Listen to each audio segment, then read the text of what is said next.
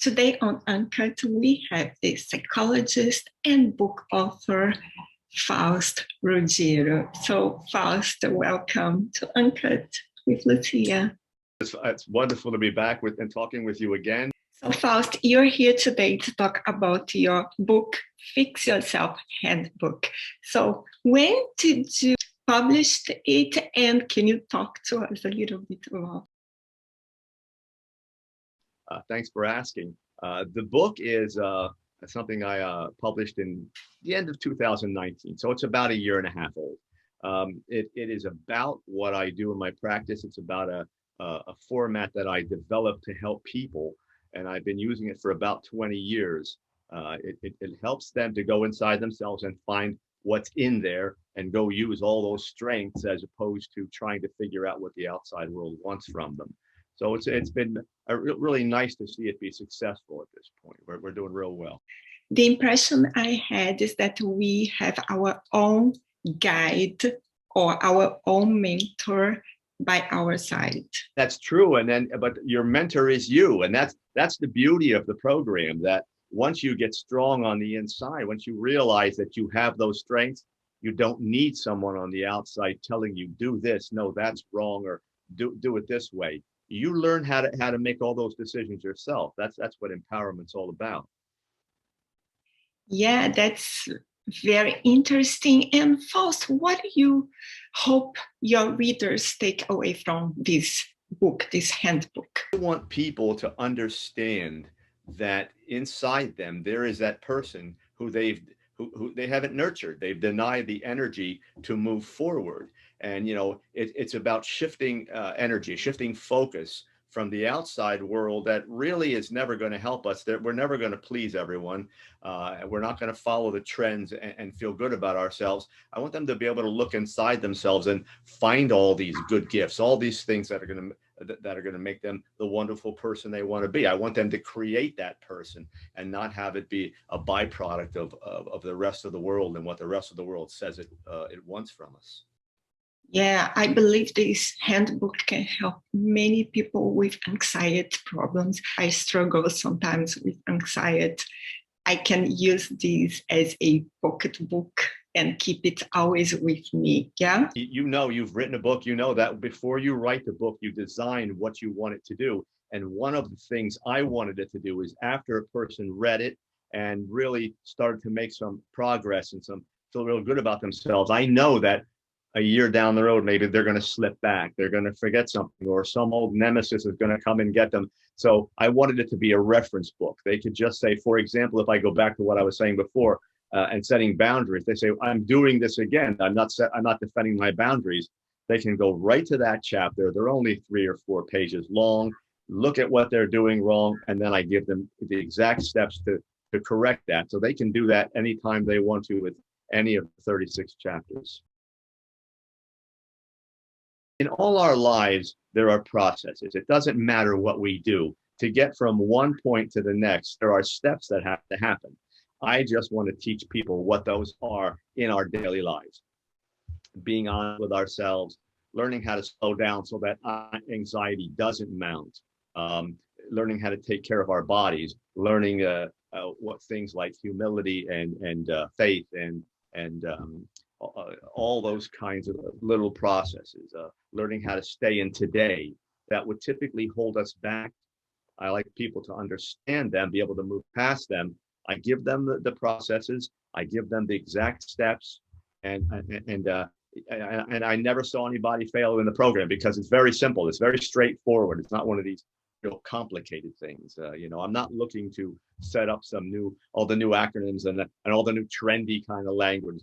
That's irrelevant. People read that, it's attractive, then they forget it. Let's just give someone something that's very simple they can move forward with every day of their life. So that's what the process way of life was designed to do. So what is something very important or interesting that you learned for all these years of experience? Lucia, when I came out of graduate school and I said, what do I do? What came to me is that if I do one thing, I might be an expert in that one thing, but then that's all I'm going to do.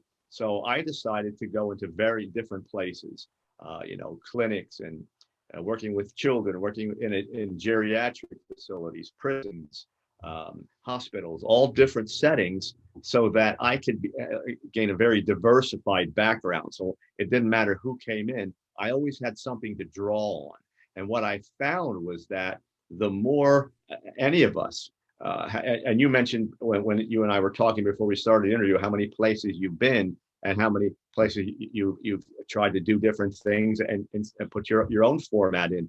The more diversification we can have, the more information it provides, we become just that much more proficient at what we do. And that's what I wanted to do. So when anyone came in the office, it didn't matter what gender, sexuality, race, religion, whatever. I wanted to be able to say, sure, I can sit down with you, understand what you're doing, and then move forward with it. And that's what I've been able to do with the book. There's so many, I'm finding that all different kinds of people are reading it. And that's very gratifying to know that what I did right from the beginning is now yielding the results it's getting now. Yeah, for sure. This book is going to help many people. And I read it, it's very interesting. I read how we get bogged down by our conscience and inner feelings, which have the tendency to go straight to dwelling on our mistakes and shortcomings. So, Faust, why is in our nature to start in that place rather than moving forward and aiming for happiness? I always tell people that you either operate by using your strengths or by your weaknesses. And most people are willing to set the bar very low to say, okay, I'm just going to do this, and their fears guide them, and their limitations are great because of what they do. I just say, let's develop a strong person so you can move forward. And what you're moving forward with are your strengths. And we all can do this. That's the thing. I'm dealing with a young girl now who I know is a very, very creative person. She thinks she isn't. And I say young girl, she's 17. And she is a very talented person. She's an artist. She's very good in sports. She's a good student. She's talking about being a doctor, and she doesn't think she's going to be able to do all this. And I said, absolutely. And she's comparing herself to people who have done this and saying, well, look how much they are, and I have nothing. And I said, look, they didn't just get there. They defined all that in themselves. A creative person, a person that's passionate about living. You learn how to become that step by step. And I'm giving her the steps to do it. And it's fun to watch her, grab onto these things and say, okay, I did that one. Maybe I can do the next one. And that's what we'll do. And by the time I'm done and she leaves, my office and she's done counseling, I know she is going to go into a medical. She's been accepted at two of the best in the country, and she is now, of course, and you would think she would say, oh, look, that's great for me. And she's saying, I can't compete with those students. You're not, I said, you're not going there to compete with them. You're going there to learn and become a whole new person. That's what you're going to focus on. So, it's all about working with strength. It's all about believing in yourself. And that's what my program teaches. Believe in yourself, be strong, and learn how to move to the next step, little by little. We're not going to do it all in one day. Yeah, and Faust, I see that in your book, you talk about fear. Fear it's like, it paralyzes us. Yeah, when we are afraid of doing things, we just get stuck and nothing happens. So why did you decide to write about this subject on your Fix Yourself handbook? That one is so important, because it guides so much of our lives. It depends on how we express it. Some people become very weak and they cower and they're afraid to do anything. Some people, particularly men, instead of saying, I'm afraid of that, they get angry and they show their anger and they attack. And it doesn't serve any purpose. And most of the time, the fear that we have is irrational. That thing we're afraid of isn't going to happen anyway. whether afraid of another person, or some people are afraid of success, or attempting to apply themselves to learn something new. And I just say, stay in the moment, stop overthinking something and getting afraid of it. Stay in the moment, decide what you're going to do, just what you're going to do today, and do that. And you're going to see that every day you're accomplishing what you want to do. Uh, you know, a lot of the fear is based on the past. Someone hurt me, or I failed in the past, or whatever. And I tell them that happened then. We're creating a new person who's stronger. It's not going to happen again. Even happens a little bit, that little failure is nothing more than telling you have a little more work to do. So be willing to do the work. That's all. Yeah. And how did you research for this book, Faust? Lose a lot of things. Experience was one of them, but I have a background in research. So when I set up the book, and I'm fortunate, there are a number of universities around me. So I was, and knowing the professors, I was able to get a lot of the college students to do the research with. So I did research projects when I set up the design for the book. I set up the research projects when we put the whole methodology together, which is how we introduced the research projects.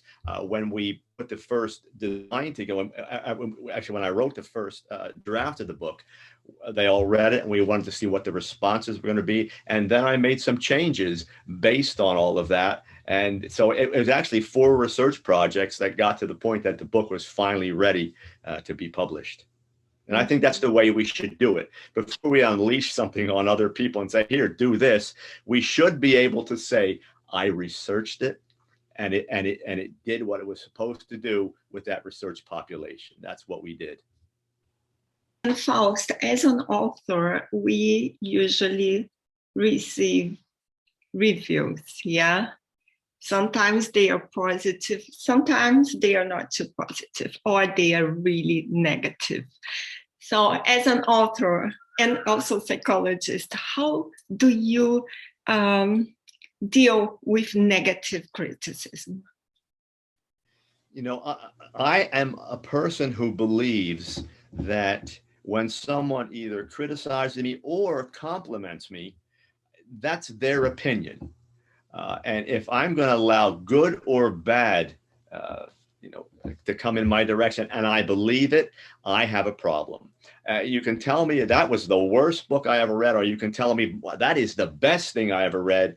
I have to know what it is. That's one person's opinion. So I don't react too much to any of it. I've been very fortunate. The reviews of the book are all 5-star. They're all wonderful. But, I had one fellow who wanted to read the book and came back and said, I can't follow this at all. And I said, well, okay, you can try it again. There's nothing I can say.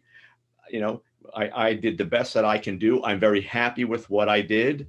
And everyone seems to be happy with it, and that's okay. But I know, I have to know. I have to be, that's that power inside you. It's not arrogance. It just says, I'm going to do the work, and I don't mind doing the work. You do the work, and if you do all the work the right way, it normally becomes a success in the end. It depends on your beliefs. Yeah.